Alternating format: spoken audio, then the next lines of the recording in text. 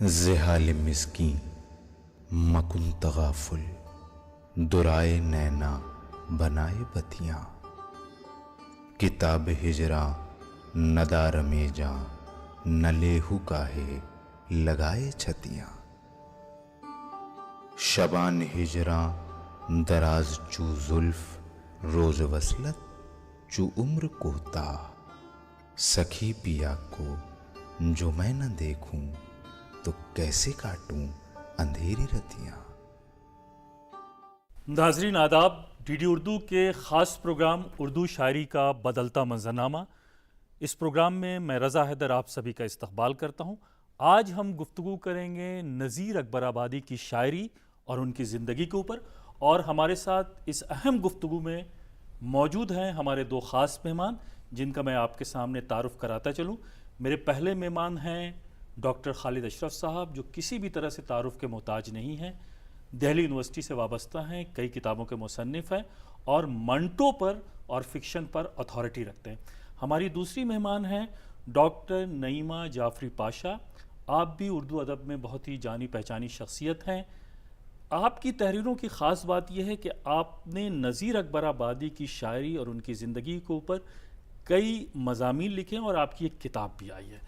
تو ناظرین، آج ہم ان دونوں مہمانوں سے گفتگو کریں گے، لیکن اس سے پہلے میں نذیر اکبر آبادی کی زندگی اور شاعری کے تعلق سے ایک دو باتیں آپ کے ساتھ شیئر کرنا چاہوں گا۔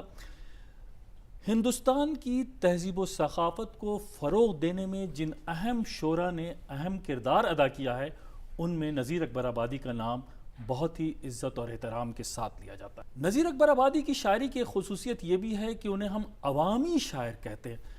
عوامی شاعر کہنے سے مراد یہ ہے کہ انہوں نے اپنی شاعری میں عوام کے مسائل کو بہت ہی خوبصورتی کے ساتھ پیش کیا ہے۔ انہیں اپنے ملک ہندوستان سے بے پناہ محبت تھی، یہی وجہ ہے کہ انہوں نے ہندوستان کے رسم و رواج اور یہاں کے مذاہب کو بہت خوبصورتی کے ساتھ اپنی شاعری کا حصہ بنایا ہے۔ اگر وہ ایک طرف محرم، عید، بقرعید، رمضان کا ذکر کرتے ہیں تو دوسری طرف ہولی، دیوالی، دشہرہ اور گرو نانک جینتی کا بھی ذکر اپنی شاعری میں بڑی خوبصورتی کے ساتھ کرتے ہیں۔ نذیر اکبر آبادی ہماری ملی جلی تہذیب کا ایک بہت بڑا سمبل ہے۔ تو آئیے نذیر اکبر آبادی کی شاعری اور ان کی زندگی پر ہم اپنے مہمانوں سے گفتگو کرتے ہیں۔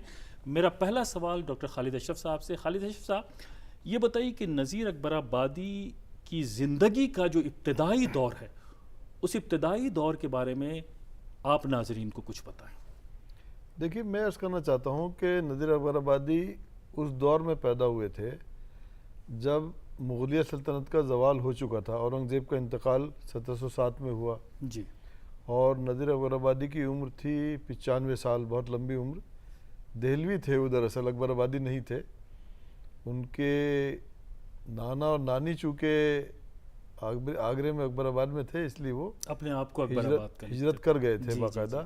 ہجرت کیوں کی؟ کیونکہ دہلی کے حالات بہت خراب تھے۔ جی 1830 میں انتقال ہوا ان کا، اس کا مطلب یہ کہ 1725 کے قریب ان کی پیدائش ولادت ہوئی۔ جی، اب یہ وہ زمانہ ہے کہ نادر شاہ کا حملہ، احمد شاہ ابدالی کا حملہ، جاٹوں کے حملے، روہیلوں کے حملے، یعنی دلی ایک ایسا خزانہ بن گیا تھا جس کو جو چاہتا تھا لوٹ لیتا تھا۔ اور بہت سارا لٹریچر ہمارے یہاں ملتا ہے، اس سے پہلے بھی سودا کے ہاں شہرہ شوب، دوسرے لوگوں کے ہاں شہرہ شوب، وہ پوری تفصیلات ملتی ہیں۔ تو نذیر کے لیے حالات خوشگوار نہیں تھے، اور نذیر کی ٹریجڈی یہ ہے کہ وہ سارے حالات، اسی حالات میں جینا پڑا ان کو۔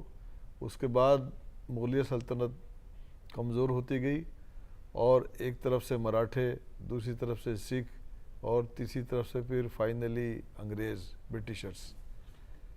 1803 میں لارڈ لیک نے دلی فتح کی۔ یہ ساری چیزیں نذیر اکبر آبادی اپنی آنکھوں سے دیکھ رہے تھے، اور ظاہر ہے کہ اب اس کا اثر دو طریقے سے ہوتا ہے انسانی زندگی پہ۔ ایک تو یہ ہے کہ آدمی خواجہ میر درد کی طرح دروبین ہو جاتا ہے، یعنی آپ خانقاہ میں تصوف کے حوالے سے، تصوف کے سلسلے سے، صوفیہ کے سلسلے سے ایک ایسی ایسکیپ یا فرار کہوں گا میں اسے، اپنی شاعری، اپنی زندگی وہاں تک محدود کر لیتے ہیں، خانقاہ تک محدود ہو جاتے ہیں۔ دوسرا رویہ یہ ہے کہ آپ گھر سے باہر نکلتے ہیں اور عوام کے ساتھ پارٹیسپیٹ کرتے ہیں، کیونکہ عوام کا اپنے ایک زندگی کا ٹیمپو ہوتا ہے جو بادشاہوں سے اور نوابوں سے اور راجاؤں سے بہت زیادہ متعلق نہیں ہوتا ہے۔ جی جی تو نظیر نے سمجھنے کی بات ہے کہ دوسرا راستہ چنا۔ نظیر ہمارے پہلے عوامی شاعر ہیں، اس سے پہلے عوامی زندگی کے عکس ہمیں فائز دہلوی کے یہاں ملتے ہیں، اور لوگوں کے یہاں ملتے ہیں، قائم چاند پوری کے یہاں ملتے ہیں، ہندوی اثرات بھی ملتے ہیں ہمارے یہاں، جعفر جٹلی کے یہاں ملتے ہیں۔ لیکن نظیر نے جس پیمانے پر عوامی زندگی کو اپنایا، وہ پیمانہ ہمارے ہاں جو اردو فارسی کی ایک اشرافیہ روایت تھی نا، ایک ایلیٹ ٹریڈیشن تھی، جی جی وہ اس کو سبورٹ کرتا ہے، اس کو توڑتا ہے۔ اور نظیر ایک ایسا شاعر ہے جو اپنا رشتہ عوام سے، عوامی زندگی سے میں جوڑتا ان ہے۔ کی عوامی شاعری کے اوپر آپ سے گفتگو کروں گا، لیکن میں چاہتا ہوں کہ اس سے پہلے ڈاکٹر نعیمہ جعفری صاحبہ آپ یہ بتائیں کہ نذیر اکبر آبادی کا جو زمانہ تھا وہ ہماری سیاسی اور سماجی ابتری کا زمانہ تھا۔ مغلیہ سلطنت پوری طرح سے ختم ہو رہی تھی، انگریزوں کا تسلط بڑھ رہا تھا، تو اس زمانے کا جو پورا ایک اثر رہا ان کی شاعری کے اوپر، اور اس زمانے کا کیا ماحول تھا، اس پر آپ اپنے خیالات کا اظہار کریں۔ نادر شاہ کا حملہ جی 1739 میں ہوا اور نظیر کی پیدائش 1735 کی ہے، تو حالات بد سے بدتر ہوئے جا رہے تھے، جی اور دہلی میں رہنا خاص طور پر اس لیے اور زیادہ مشکل ہو رہا تھا کہ نظیر کے والد جو تھے وہ اس زمانے میں الور میں راجہ کے ہاں ملازم تھے، اور بغیر اپنی موجودگی کے وہ بیوی بچوں کو کیونکہ یہاں پہ نہیں چھوڑ سکتے تھے، اس لیے وہ آگرے لے گئے۔ آگرے کا حال دہلی سے بہرحال، کیونکہ نظیر نے آنکھ کھول کے جو ماحول دیکھا سیاسی یا سماجی، وہ انہوں نے آگرے کا حال دیکھا۔ اتنے بچپن میں جو دہلی میں ہوا وہ ظاہر ہے کہ ان کے ذہن میں یا ان کے یادداشت میں نہیں تھا۔ جی آگرے میں حالات یوں تو تھوڑے بہتر تھے، جی لیکن اس کے باوجود بہت زیادہ خوشگوار نہیں تھے۔ ایک تو سورج مل جاٹ کے حملے لگاتار آگرے جی جی پہ ہوتے رہے تھے، اور آگرے دہلی سے جانے کے لیے جو شاہراہ تھی وہ اس میں آگرہ پڑتا تھا، اس کا اثر آگرے کے معاشی اور سیاسی حالات پر بہت خراب تھا۔ اور سب سے زیادہ یہ ہے کہ دیکھیے جب سیاسی اور معاشی حالات خراب ہوتے ہیں تو تہذیبی اور اخلاقی حالات جو ہیں وہ بھی خراب ہو بہت زیادہ جاتے ہیں۔ خراب ہو جاتے ہیں۔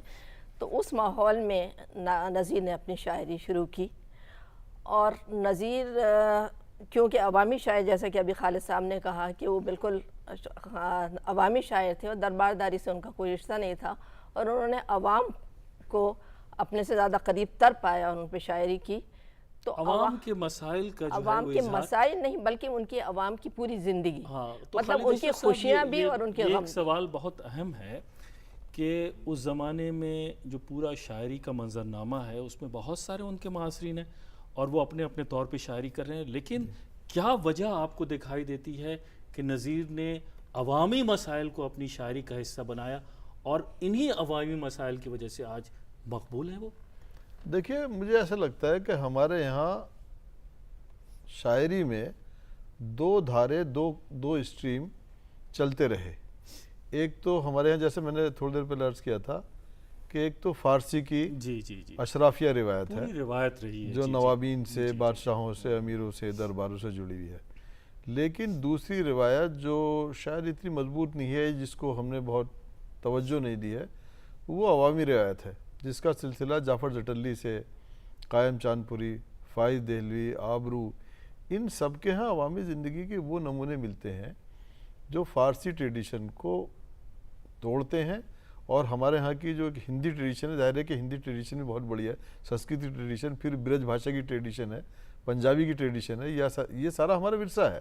جی تو اس سب کو لے کے نظیر اکبر آبادی نے میرے خیال میں اس کو توڑا ہے نظیر کے ہاں، اور شاید یہ بھی تھا کہ نظیر ایک عام خاندان سے تعلق رکھتے تھے۔ تو اس کی کچھ مثالیں کہ کس طرح کی عوامی شاعری کی کیا چیز ان کے شاعری میں ہمیں دکھائی دیتی ہے جی کہ جس کا دیکھیے، براہ راست جو ہے وہ جی تعلق میں عوام عرض سے- کرتا ہوں جیسے جی جی سب سے پہلے اس آدمی کو آگرے سے جتنی محبت ہے، جی جی آگرے کی تیراکی، جی جی آگرے کی ککڑی، تاج گنج کا روزہ، واہ آگرے کی کشتیاں، جی ریچھ کا بچہ، بھالو کا بچہ، کوئل کا بچہ، یہ ساری چیزیں نظیر کے یہاں آتی ہیں۔ بہت خوب پھر ایک ان کے ہاں ایک روایت بھی مشہور ہے کہ کسی راجا نے ان کو بلایا ملازمت میں، تو راضی نہیں تھے، لیکن بمشکل بہت سارا پیسہ آفر کیا تو وہ جاتے تھے، لیکن بار بار پلٹ کے دیکھتے جاتے تھے اور ایک جگہ جا کے رک گئے. تو اس راجا کے ملازم نے پوچھا کہ کیا بات آپ چلتے کیوں نہیں؟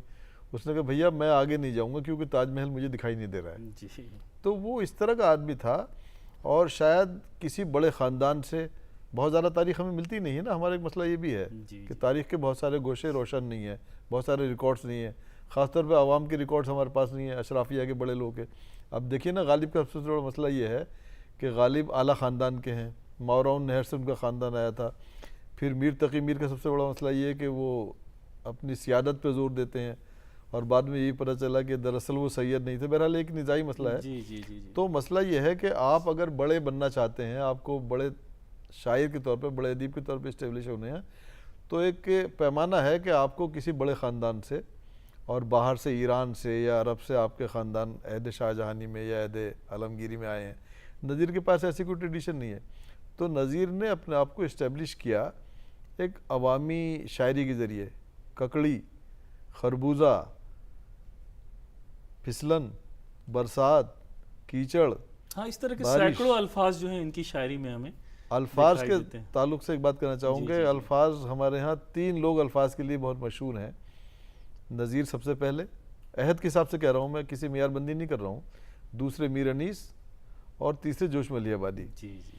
اب میر انیس ظاہر ہے کہ بہت بڑے شاعر تھے، لیکن میر انیس کا کو ایک حدود میں رہنا تھا. ایک مذہبی حدود ہے، اس میں احترام، اس طرح کے سکھا کلچر ہے لکھنؤ کا. پھر ایک اس میں آپ کمزور لفظ استعمال نہیں کر سکتے، دہلی کے لفظ استعمال نہیں کر سکتے، آپ آگرے کے لفظ استعمال نہیں کر سکتے.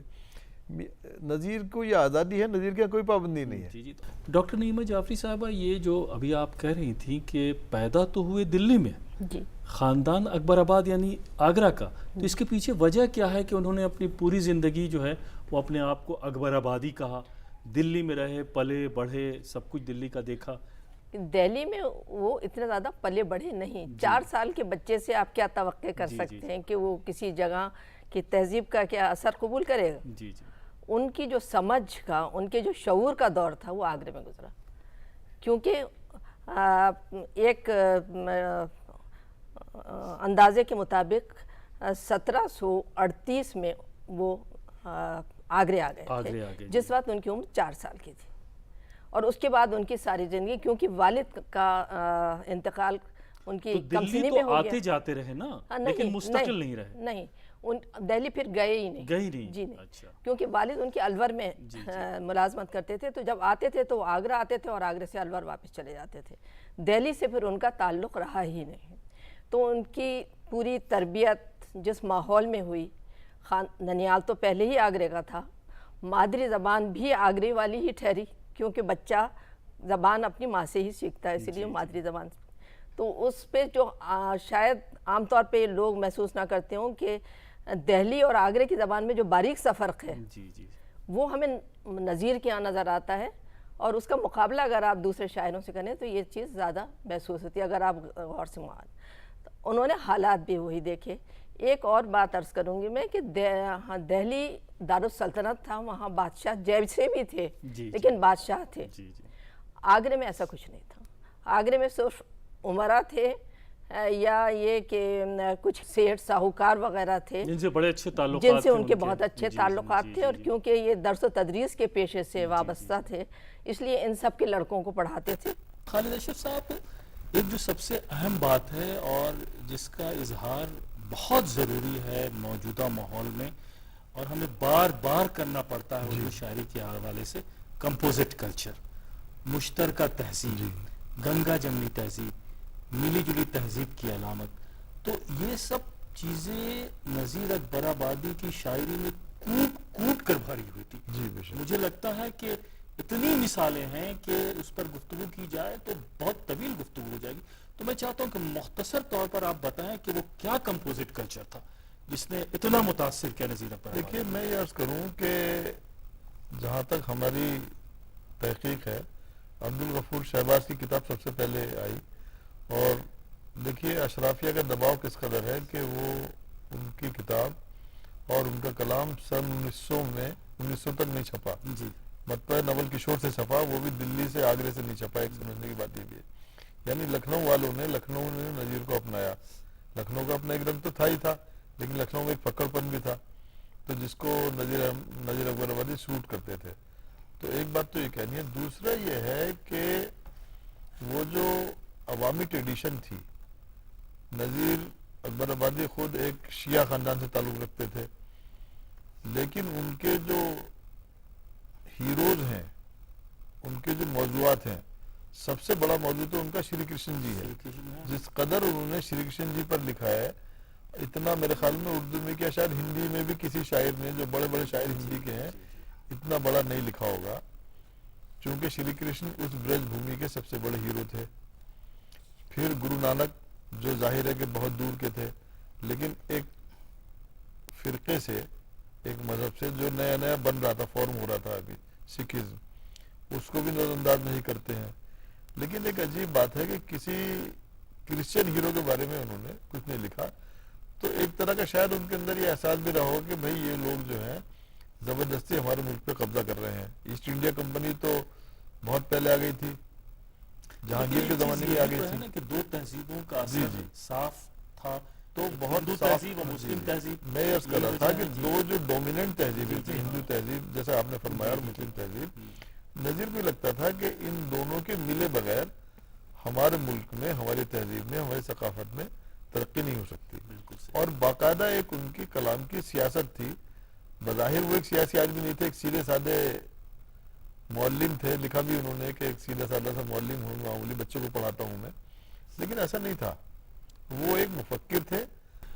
جعفری صاحبہ، یہ ایک بات جو ابھی آپ کہہ رہی تھی کہ غیر مسلم ساہوکاروں، سیٹھوں سے ان کے تعلقات تھے، اور جب ہم دیکھتے ہیں آپ کی بھی کتاب کو جب ہم نے دیکھا اور اس سے پتہ چلا کہ غیر مسلم شاگرد بھی ان کے بہت تھے، بڑی تعداد تھی. تو میں چاہتا کہ ان غیر مسلم شاگردوں کے بارے میں آپ کچھ اختصار کے ساتھ بتائیں ناظرین کو. غیر مسلم جو طالب علم یا ان کے شاگرد تھے، ان میں ایک بات تو یہ ہے کہ صرف بڑے آدمیوں کے بچے ہی نہیں تھے. جی جی. مطلب وہ ایک ایسے قلندر مزاج انسان تھے کہ جو بھی علم کا طالب ان کے پاس پہنچ جاتا تھا وہ اس کو نوازتے تھے. کہا جاتا ہے، ان کے عبدالغفور شہباز نے لکھا ہے کہ ان کے گھر کے آگے ایک نیم کا پیڑ تھا، اور جس کے نیچے وہ بیٹھ کے اپنے شاگردوں کو پڑھاتے تھے. اور لیکن بڑے ساہوکاروں وغیرہ کے گھر وہ جاتے تھے. اور ابھی آپ جو سیکولرزم کی بات کر رہے ہیں، تو اس سے زیادہ مثال اس کی کیا ہوگی کہ نظیر اکثر دوپہر کا کھانا اپنے ہندو شاگردوں کے کھاتے تھے. یعنی کسی بھی طرح کا کوئی بھید بھاؤ یا کسی تفریق کوئی نہیں. اور جیسے کہ ان کی شاعری سے بھی ظاہر ہے کہ ہندو اثرات ان کے بہت زیادہ ہیں. مطلب صرف یہی نہیں کہ انہوں نے کنہیا جی پر یا ہر کی تعریف میں، یا مہادیو کا بہار ان کی ایک بہت مشہور نظم ہے، بلدیو جی پر، اور جی درگا پہ، ان سب پہ ان کی نظمیں ہیں. بلکہ مجھے تو کبھی کبھی لگتا ہے کہ مسلم تیوہاروں کا ذکر کم کیا ہے، ہندو تیوہاروں کا ذکر زیادہ ہے. میں بتاؤں آپ کو، عید پہ ان کی دو نظمیں ہیں، ایک شب برات پر ہے. ایک آنکھ ملتے ہیں، محرم کا ذکر لکھتا رکھتا ہے جیسے، لیکن عنوان دے کے الگ سے نہیں ذکر ہے. ہولی پہ ان کی 9 نظمیں، دیوالی پہ ان کی 3 نظمیں ہیں، اور بسنت پہ ان کی نظم ہے. اور یہ جو جنم کنہیا اور بلدیو جی کا میلہ، اور یہ جنماشٹمی، راکھی، ان سب کے اوپر. اچھا اس کا جعفری صاحب، میں چاہوں گا کہ ان نظموں پہ بھی آپ سے کچھ سنیں، کچھ مثالیں آپ دیں ان کے اشعار پڑھ کے. لیکن خالد عائشہ صاحب، ایک نظموں سے پہلے میں چاہوں گا کہ غزلوں کا بھی تو احترام اس دور میں بہت رہا ہے، اور ان کے جو معاصرین ہیں ان میں بہت سارے شعراء ایسے بھی تھے. تھوڑا پہلے چلے جائیے تو میر تقی میر کی پوری شاعری جو ہے وہ ایک بلکہ میں غزل کا آبرو کہا جاتا ہے. تو نظیر کی جو غزلیں ہیں اس پر آپ کچھ خیالات کا اظہار کریں کہ کس طرح کی غزل. دیکھیے، ہوا یہ ہے کہ حالانکہ نظیر اپنی نظموں کی وجہ سے زیادہ گولڈی میٹ مٹن مسالے، جو آپ کے ہاتھ کا مٹن کھائے زندگی کی دور آپ کا ہو جی جی. نظیر بنیادی طور پر نظم کا شاعر ہے، سچی بات تو یہ ہے. اور ہوا یہ ہے کہ وہ کہیں میر کے اور غالب کے بیچ میں دب گئے. ان کی غزلوں میں جس طرح گفتگو کی جانی چاہیے تھی ہوئی نہیں ہے، غزلوں کی تعداد بھی کم ہے. فارسی کی غزل کی روایت ہے اور فارسی غزلیں بھی ہیں نظیر کی، ان میں پوری طرح رچے بسے ہوئے ہیں. اور میں آپ کو 2 شعر سناؤں گا. ضرور. جیسے کہتے ہیں کہ صحرا میں میرے حال پہ کوئی بھی نہ رویا، صحرا میں میرے حال پہ کوئی بھی نہ رویا، گر پھوٹ کے رویا تو میرے پاؤں کا چھالا. ایک شعر تو یہ ہے، اور دوسرا شعر بڑے مزے کا ہے. کتنا مشہور شعر ہے یہ، ہم بچپن سے ٹیکسٹ بک وغیرہ میں میں ہوں پتنگ کاغذی ڈور ہے اس کے ہاتھ میں، میں ہوں پتنگ کاغذی ڈور ہے اس کے ہاتھ میں، چاہا ادھر گھٹا لیا چاہا ادھر بڑھا دیا. تو مجھے عرض یہ کرنا تھا کہ نظیر کے سامنے کئی طرح کی ٹریڈیشن ہے، اور نظیر ان ٹریڈیشنز کو، ان روایتوں کو الگ الگ نہیں کرتے بلکہ انٹیگریٹ کرتے ہیں. ان کی شاعری میں جو کمپوزٹ فنکاری ہے وہ ان کے کمپوزٹ نظریے کی دین ہے. ایک طرف فارسی غزل، دوسری طرف اردو غزل، تیسری طرف ہندی آمیز نظمیں، پنجابی کے الفاظ بھی بہت سارے ہیں نظیر کے ہاں. تو نظیر خود اتنے بڑے، کہنا چاہیے کہ مفکر تھے کہ وہ اتنے بڑے ایک فلسفیانی نظام کو، ہندوستان ایک بہت بڑا ملک ہے اور ہندوستان میں ایک کلچر نہیں، کلچرز ہیں. یہاں کے کلائمیٹ، یہاں کے موسم میں اتنا فرق ہے، یہاں کے لباس، یہاں کے کھانے، یہاں کے پھل، یہاں کے پھول، یہاں کے موسم، یہاں کے دریا، یہاں کی ندیاں، یہاں کے سمندر. نظیر ان سب کو ساتھ لے کے چلتے ہیں. یہ نظیر کا کمال ہے کہ نظیر کی جو فکر ہے فن کے حوالے سے اور موضوعات کے حوالے سے جس قدر وسیع ہے، میں یہ کہوں کہ ہمارے بہت سارے بڑے بڑے شاعر وہاں تک پہنچ نہیں پاتے. تو غزل کی دنیا میں بھی ان کا ایک بہت ہی رسپیکٹ. بالکل، غزل ان کی اہم ہے اور خاصی اہم ہے. بہت خوب. نعیمہ جعفری صاحب، اب میں چاہوں گا کہ کچھ اشعار آپ پڑھ کر کے ہمارے ناظرین کو سنائیں، کہ وہ اشعار کے جس میں مذہب کا احترام، ملی جلی تہذیب کا ذکر، تیوہاروں کا ذکر موجود ہے. شری کرشن کی ایک نظم کے کچھ اشعار میں پیش کروں گی. جی جی جی. اور اس میں خاص بات جو نوٹ کرنے کی وہ یہ ہے وہ یہ کہ ان 4 مصروں میں نظیر نے شری کرشن کے جتنے نام گنائے ہیں اتنے شاید ہندی والوں نے بھی نہیں گنائے ہوں. جی جی. اور اس سے ظاہر ہوتا ہے کہ نہ صرف یہ کہ وہ ان کا احترام کرتے تھے بلکہ ان کی نالج یا ان کی معلومات بھی ان کے سلسلے میں بہت گہرائی تک تھی. اور وہ میں آپ کو بتاؤں، تعریف کروں میں اب کیا کیا اس مرلی دھرن بجیا کی، بہت خوب. نت سیوا کنج پھریا کی اور بن بن گو چریا کی، گوپال بہاری بنواری دگ بھرنا مہر کریا کی، گردھاری سندر شام برن اور پنڈر جوگی بھیا کی. سارے کشن جی کے نام ہیں. بہت خوب. بہت. یہ لیلا ہے اس نند للن من موہن جسمت چھیا کی، رکھ دھیان سنو ڈندوت کرو جے بولو کرشن کنہیا کی. بہت خوب. بہت خوب. تو آپ یہ دیکھیے کہ اس میں سے جیسے بہت سے لوگ اس میں جسمت چھیا اور نند للن، یہ ایک پورا ان کا ایک طرح سے تاریخ آ جاتی ہے کہ وہ نند کے گھر میں پیدا ہوئے اور یشودا جسے جسودا بھی کہا جاتا ہے انہوں نے ان کی پرورش کی. اس حوالے سے سارے نام. بہت اچھا. ڈاکٹر خالد اشرف صاحب، چونکہ جو ہمارا پورا ابھی آج کا جو شعری منظرنامہ ہے اور آج کا جو سماج ہے، سب پر آپ کی بڑی گہری نظر ہے. فکشن کے تعلق سے بھی آپ لکھتے رہے ہیں، آپ کرٹیک رہے ہیں کہ اچھے وہ دور اور اس دور میں کس طرح کا فرق محسوس کرتے ہیں؟ ڈاکٹر صاحب، ایک چیز جو چھوٹ گئی ہے کہنے سے، وہ شہراشوں کے تعلق سے مجھے کہنی تھی کہ جب نظیر یہ کہتے ہیں کہ 36 پیشے والوں کا ہے کاروبار بند، رہتی ہے تبا سوچ میں لیل و نہار بند، اور آخر میں کہتے ہیں کہ عاشق کہو اسیر کہو آگرے کا ہے، صوفی کہو دبیر کہو آگرے کا ہے، اس واسطے اس نے لکھے 5-4 بند. تو وہ ایک اس سیاسی اور معاشی صورتحال کو ڈپٹ کرتے ہیں اور اس پہ افسوس ظاہر کرتے ہیں کہ جب بہت سے وہ دور کاروبار اور روزگار خراب ہو رہا ہے. اس دور کے بارے میں آپ بتائیں کہ کیا کتنا مختلف ہو گیا زمانہ. اور آج کے زمانے میں آپ دیکھیے کہ بظاہر سماج میں گلیمر بہت ہے، چمک بہت ہے، لیکن اگر عوامی سطح پہ آپ جائیں گے تو بہت طرح کی کرائسس آج بھی موجود ہے. اور جو ہماری زندگی کا سب سے بڑا کرائسس ہے وہ کرائسس ہے ہمارے قومی اتحاد کا. تو جس کے بہت بڑے علمبردار تھے نظیر اس سے بڑے علمبردار تھے. تو اس قومی اتحاد کو، اس نیشنل انٹیگریشن کو آگے بڑھانے کے لیے میرے خیال میں آج جتنی ضرورت نظیر اول آبادی کی ہے، آپ مجھے معاف کیجیے گا، اتنی ضرورت شاید اقبال کی، میر کی اور مرزا غالب کی نہیں ہے. بہت اچھی بات کہی آپ نے، کیونکہ جو ویلیو سسٹم انہوں نے پروپوگیٹ کیا تھا، جس ویلیو سسٹم کی وہ وکالت اور دلالت کرتے ہیں، اس کی آج اس وقت سے زیادہ ضرورت ہے، میرا خیال یہ ہے۔ تو ضرورت اس بات کی ہے کہ موجودہ دور میں ان کی پوئٹری کو ہم جتنا پروموٹ کر سکیں، فروغ دے سکیں، وہ زیادہ اہم ہے۔ میں بس آخری سوال آپ سے کرنا چاہوں گا کہ آج کی جو شاعری ہے، چونکہ آپ نے ان کی شاعری کے تعلق سے کام کیا، آپ کی کتاب ہے، آج کی جو شاعری ہے اور اس وقت کی جو شاعری ہے، اس میں کیا فرق محسوس کرتی ہیں آپ؟ مجھے یہ لگتا ہے کہ کوئی خاص فرق نہیں ہے۔ جی جی نظیر نے اپنے دور میں جو شاعری کی وہ اپنے دور سے کہیں آگے کی تھی، اور اسی لیے اس زمانے میں ایک خاص طبقے نے ان کی پذیرائی نہیں کی، حالانکہ عوام میں بہت وہ مقبول تھے اور ان کی مقبولیت اس زمانے میں بہت تھی۔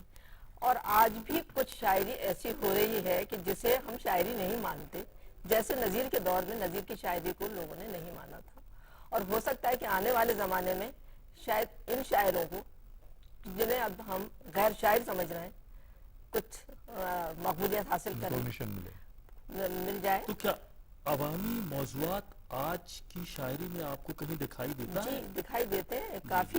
یہ آپ میرا خیال ہے شاید موقع نہیں ہے، لیکن یہ ریپ آپ نے سنا ہوگا، اس کے جو الفاظ پہ اگر آپ غور کیجئے تو اس کے الفاظ جو ہیں وہ اسی زمانے کے میں جو ہو رہا ہے، تو اس میں یہ ٹریفک چالان کی بھی بات آ جاتی ہے، اور وکیلوں کے برے برتاؤ کی بھی بات آ جاتی ہے، اور جس کو سن کے ہم یہ کہتے ہیں یہ کیا شاعری ہے۔ لیکن اس زمانے میں شاید نظیر کی شاعری کو بھی ان لوگوں نے یہی کہا، اسی لیے ان کو کوئی نام نہیں ملا۔ تو مجھے یہ لگتا ہے کہ کوئی بہت فرق نہیں، ہر دور میں کچھ شاعر ایسے ہوتے ہیں جو اپنے دور کے آگے کی شاعری کرتے ہیں۔ بہت بہت شکریہ ڈاکٹر نعیمہ جعفری صاحبہ، ڈاکٹر خالد اشرف صاحب، چونکہ نذیر اکبر آبادی کی شاعری، وہ دور، وہ عہد، یہ کینوس اتنا وسیع ہے کہ اس مختصر سی گفتگو میں بہت ساری باتیں آ بھی گئیں، کچھ چھوٹ بھی گئیں۔ کبھی آپ سے اور بھی گفتگو ہوئی تو ہم کوشش کریں کہ اور بہت ساری باتیں نذیر اکبر آبادی کی شاعری کے تعلق سے، اس عہد کے تعلق سے آپ سے ضرور سنیں۔ تو ناظرین، آج آپ دیکھ رہے تھے کہ ہم گفتگو کر رہے تھے نذیر اکبر آبادی کی شاعری، ان کی زندگی اور اس عہد کے اوپر، اور ہمارے ساتھ گفتگو میں دو خاص مہمان تھے، ڈاکٹر خالد اشرف اور ڈاکٹر نعیمہ جعفری صاحبہ۔ تو اگلے ایپیسوڈ میں ہم پھر حاضر ہوں گے کسی نئے شاعر کی زندگی اور اس کی شاعری کو لے کر۔ تب تک کے لیے آپ ہمیں اجازت دیجیے، آداب۔ زحال مسکین مکن تغافل، درائے نینا بنائے بتیاں، کتاب ہجراں ندار میں جاں، نہ لیہو کاہے لگائے چھتیاں، شبان ہجراں دراز چو زلف، روز وصلت چو عمر کوتا، سخی پیا کو جو میں نہ دیکھوں تو کیسے کاٹوں اندھیری رتیاں۔